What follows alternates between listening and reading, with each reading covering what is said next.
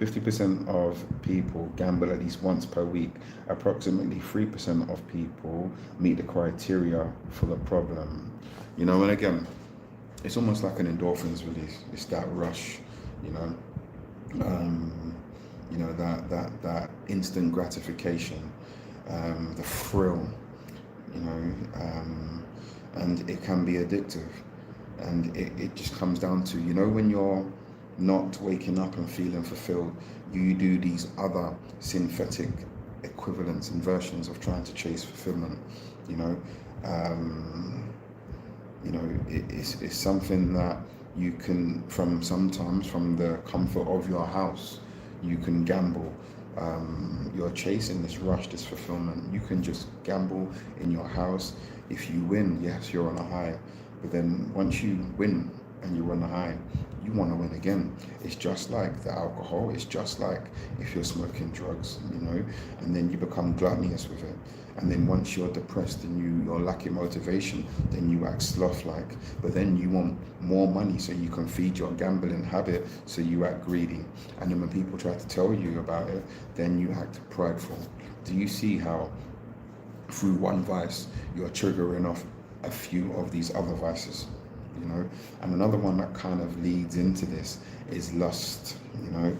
Lust is a capital vice because it leads to other vices, like what I said: blindness and the loss of clear mind, perversion of the heart, rashness, inconsistency, and inordinate.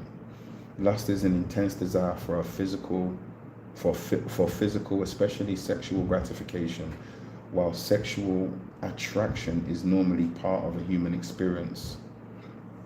So again, as I was saying in the other ones, it's almost like it could lead to other vices. And it's like when you're lusting after someone, sometimes you will do and say and become things that is not true, that you are not, to get what you want. Because lust is not love, sex is not love.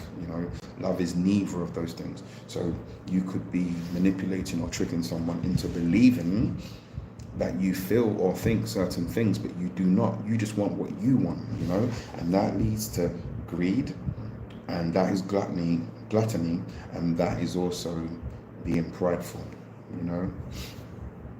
So yeah, it's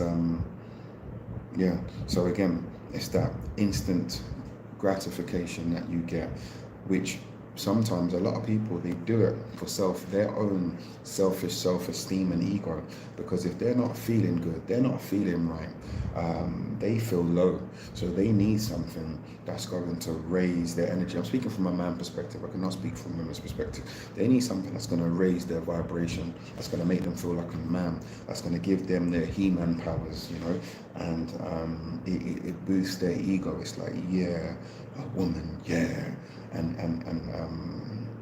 It's that is, again, if it's mutual lust, then it is what it is. We adults. But if it's a thing where you had to dupe an individual into believing that you felt a way so you can get what you want to boost your ego and your endorphins and all that, then that's wrong.